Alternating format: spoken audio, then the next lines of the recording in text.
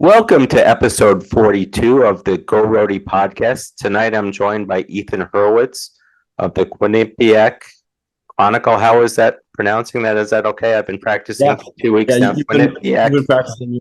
You're doing pretty good. I won't have to say it too much more, but you're the sports editor for the Chronicle there. And tonight we're going to be talking about Luis Kortwright, but you have another name for him, so I want to get this right. You have insider information. What do we call him? Yeah, the basketball team calls him Louie. I feel like everyone calls him Louie, so I just know him as Louie. But he's known to introduce himself as Luis before. But it's weird to hear Luis Kortright from me. It's been ingrained in my head that it's Louie. Yeah, and the announcers like to call him Courtright. Yeah, just common broadcasting. Sure, they prefer the last name over the first name. But yeah, it's I hear the word Louie and I think of Louis Kortwright. Well, he made such an impression. What was it? The first game of the season at the Ryan Center. Yeah. I was at that game. Wow. And it was a big whirlwind difference in terms of Quinnipiac basketball and URI basketball, just in terms of the atmosphere there. But Louis had he had a solid game there. Quinnipiac in general just outperformed all my expectations going into that game, and came off with a significant upset, at least on paper to start the year. But I know Louis had a few good moments in that game, and it was fun. It was fun to see, and the whole atmosphere that you guys have at URI was fantastic to see.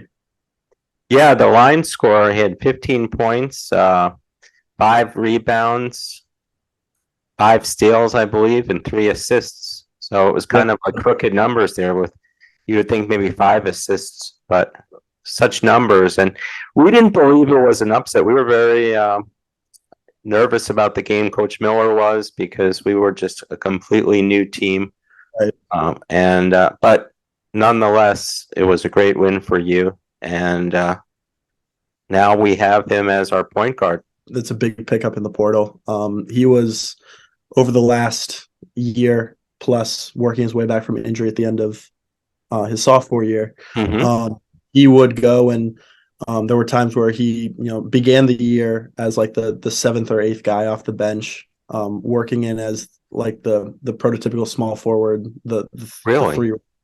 and so he started the year off as that, and as the year progressed, he continually got more chances to have the ball in his hands, running the offense. And Quinnipiac had a good backcourt duo of Dezi Jones and Matt Balanc, who sort of ran the show, and the third guy to run the show would be Louis Kortwright.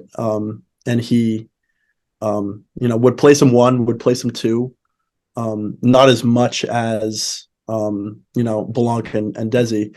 But he would go and consistently, run the offense. And so, he's someone that you could slot in, at the 1, at the 2, or the 3. And so he's definitely a versatile guy, on both sides of the floor. Now, he started his freshman year. He had about the same amount of points as his junior year. And then the injury happened in his second year. And that's where he saw 14 minutes from 25 minutes or so. So the ankle injury, he rushed back, and it was kind of a write-off second year. He didn't play as much at the back end. It was just something that sort of lingered. The whole Quinnipiac team in 2021, they went on a surprising deep run in the playoffs as the max 11th seed. But they were banged up all year. Savion Lewis tore his Achilles and was missing the whole year. Louie was banged up. They had 2 graduate students, big men, who were, at the end of the game, were like, this has just been a long, gruesome season. But it was definitely, he was not 100% to end that sophomore year. Yeah. And then he came back his junior year. He wasn't starting at first, and then his numbers were crazy when he started those 10 games. They were up to 14 points a game. Let's have a little fun to start with here. I'm going to surprise you on something. Sure.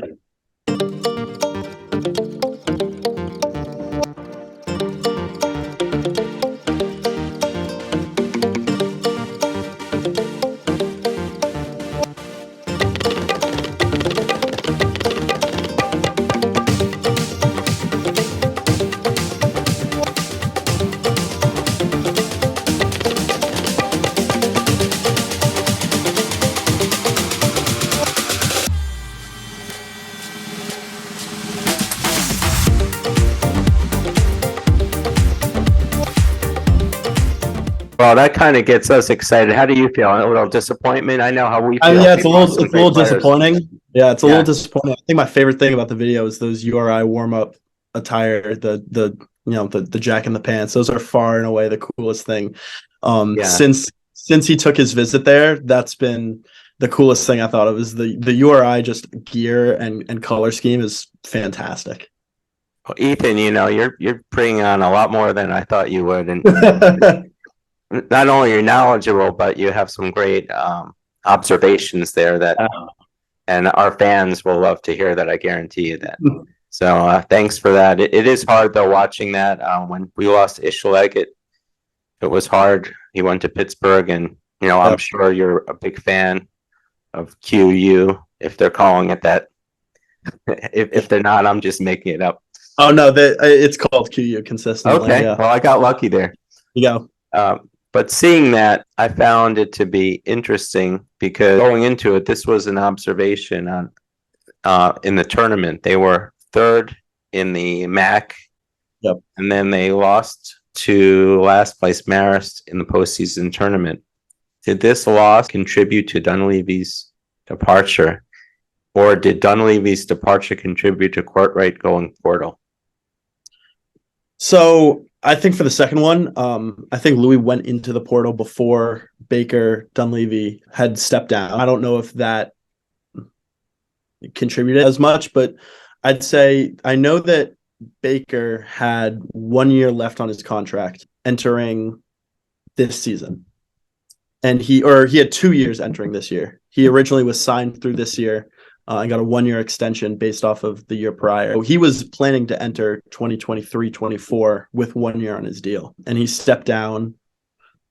He got a position at Villanova as their new general manager of basketball operations, which is now going to seemingly be a new job title in college basketball with the old, NIL deals and brand marketing. And so I'm sure that, there was a financial compensation that also came in the way of that. But I think, they had a good season last year in terms of what people expected. They were third in the conference. They had their first 20-win season in over a decade, but a lot of that was boosted by weak early season out of conference games. You were playing, Stonehill and Lafayette, in which you just beat it up on. And so that sort of boosted up their win total a bit. They struggled down the stretch, and I think that late stretch, along with just an abysmal showing in the MAC tournament, it certainly didn't help. It didn't help, and there has been, I guess, some people in the portal where Louie went, and then their starting point guard Dezi Jones went, and so it's hard to say. I'm not 100% sure on if this departure impacted or if the loss impacted the departure, but it certainly didn't help him. I know it wasn't a good feeling, and especially because Quinnipiac men's hockey just won the national championship maybe like a week or two prior before Dunleavy had stepped down, and there was a report on Twitter that the school was about to cut part of basketball funding. Whether that's true or not, I'm not sure, but financials from both Quinnipiac and Villanova might be something to consider as well. Yeah, well, he's over there to pick free agents now, your coach, because this isn't college anymore. This is the pros, and once you start calling people GMs, then I don't see any difference. So.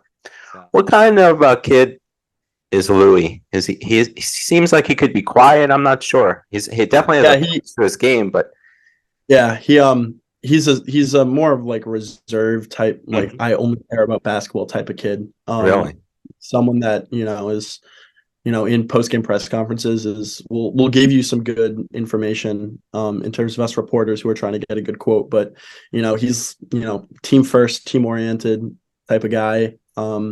He's not really like that outspoken, like there'll be times where he's like calling stuff out on the floor, but he's not one of those like vocal leaders, but he's just puts his head down and just only focuses on ball. Would you consider him, I know he's played other positions, but could you consider him a pure point guard, or is that I mean, like it's sort of something that whatever type of offense that Archie Miller wants to run can sort of dictate that, but I think that, he definitely, he's a freak athlete. He had Yeah. Sports Center top 10 dunk earlier in the season. Oh, you said that, huh? Well, And that's a so, prelude to what we're playing in a second. I mean, we um, didn't rehearse this, Go Rhody fans. yeah, we did. Yeah. But Yeah. he's tall enough that he could play the three, but he's also, athletic enough and quick enough that, he could be a team starting point guard. That wouldn't surprise me. Yeah, Archie seems to like big point guards with a long reach, and I think he's got someone in that. But just like you said here, let's look. Let's have some more fun, and feel free to chime in on this. But it made Yeah. it top three. Yeah, that's against Siena. That's against, the guy that he dunked on is Jackson Stormo, who before the season people were considering to be the MAC Defensive Player of the Year. That was, I honestly don't even think one of his best ones. Wow. I think that was a week. That was a lesser week for Sports Center top 10. He had one early in the season. I'm blanking on who it was, but he, took off from like near the foul line. And he's just a freak athlete. And he brings that to the game that, the Ryan Center was loud when I was there. I just can't even imagine if he, throws one down, what that place is going to be like. They definitely will be better this year, so there'll be more fans, Oh. and they'll love to see an athlete like that, like your fans too.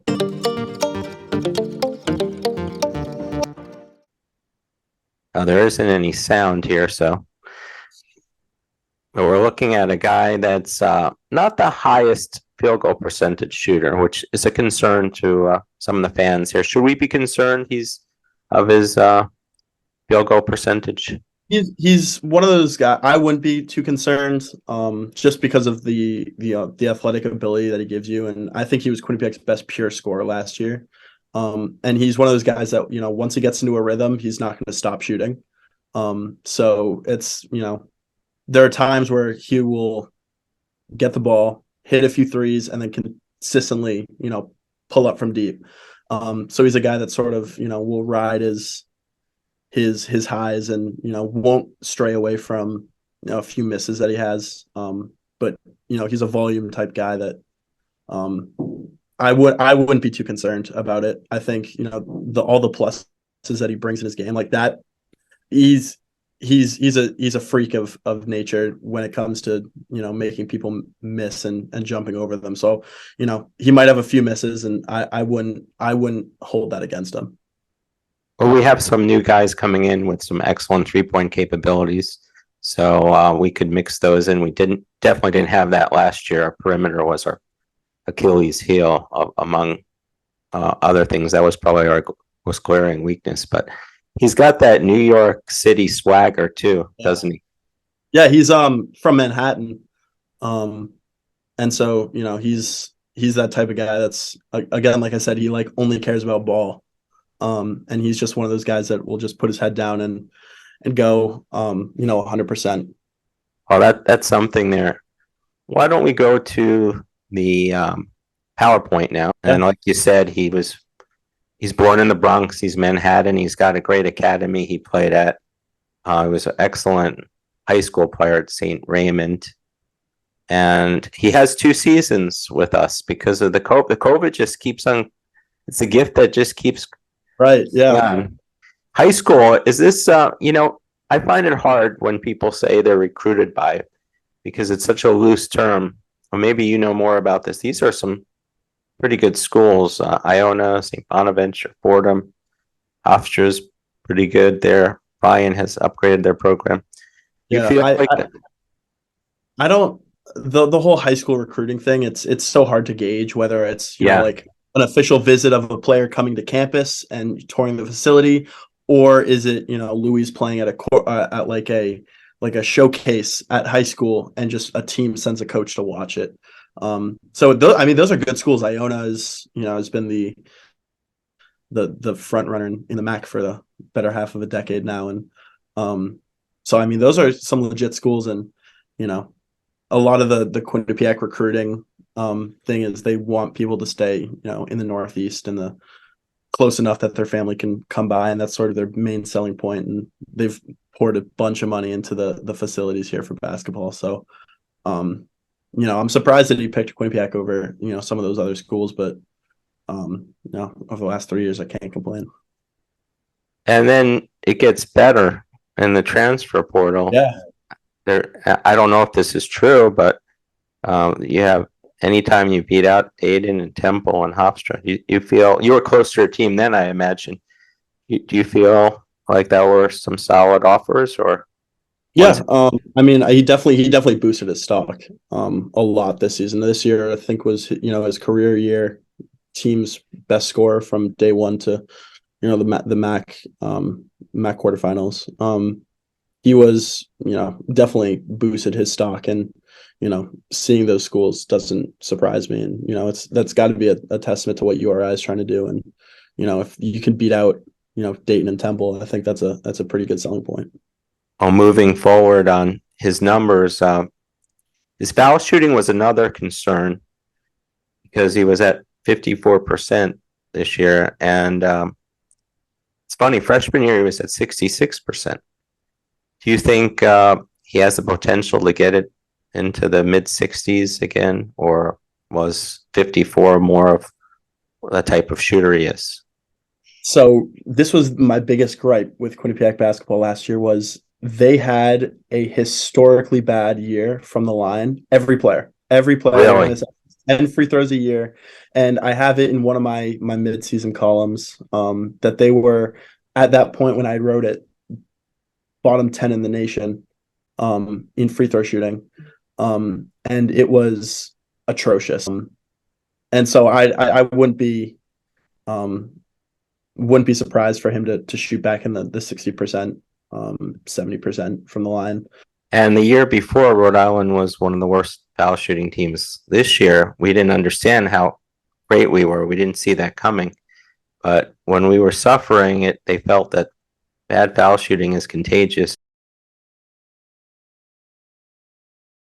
So Dezi Jones was the starting point guard, and Balanc would occasionally run the point, but he was more of your prototypical shooting guard. And so they, towards November, December, January, their backcourt was Dezi at the 1, Balanc at the 2, and Louie at the 3. And so it was a good 1-2-3 punch that they had to score the ball. And his speed, he's not the fastest player, but I don't think you've said he's a good defender. I'm reading here that he's a good defender. What do you think about his speed? Yeah, he doesn't have speed that's gonna knock your socks off, but he's a quick, agile guy that he can facilitate an offense at a significant Division I point guard speed. It's not something that's gonna see him flying up and down the court and be the first one down every time, but he's a solid guy who can definitely hold his own speed wise, and he can run a fast paced offense. Ethan, do you have time for a few questions from the fans? Yeah, totally. What are his 3 biggest strengths and weaknesses of his game?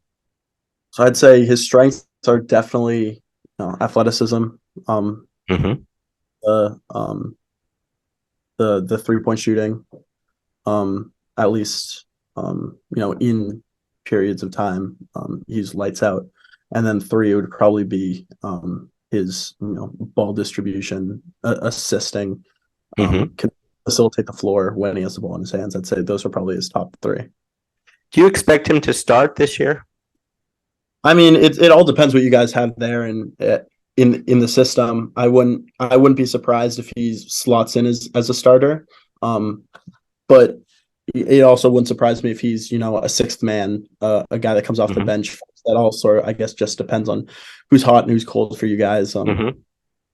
But seeing him start from day one should not be a surprise to people. Do you think he should have been starting in the MAC tournament? Yeah. What I know, what Baker Dunleavy did in the MAC tournament is, a lot of the things with basketball starting is it's so hard because you could take him out within 30 seconds. It's all just the term starting. And I know that Tyrese Williams, who was part of Dunleavy's first recruiting class and was, sort of been the backbone of this Quinnipiac team, got the start ahead of him. So if that was more of a we're going to pay respect to Tyrese and what he's done here, because he got the start in that game, which I really have no problem with, because at the end of the day, it's amateur basketball, I guess. Yeah, kind of. Respecting the guy who, respecting one of your longer tenured players. But it's hard because, I'm pretty sure Louie still got a significant amount of minutes in that game. It's just, who got the nod first. But I know Louie came off the bench, fairly quick in the first half. I want to remind our viewers, if you like what you saw, we have some great guests. And please give us a thumbs up. Also, if you have any comments and questions, Ethan, maybe we could have you answer them after the podcast. We didn't cover everything. Ethan, it's been great having you. Let me see if I could practice my Quinnipiac. How's that? Quinnipiac. Okay. All right. I'm getting a little better. And I always end this when it comes to Rhody basketball. It's always go Bobcats. Sorry. Go Rams. I was going to say go Rhody, but I don't know. I don't know if I was going to say the wrong thing. No, go Rhody. Just a little joke there. Ethan, thanks again. And love to have you back when he's starting to play some games and get your observations. Will do. And good luck for another great season. Thank you. Quinnipiac. Okay. And thanks again, Ethan.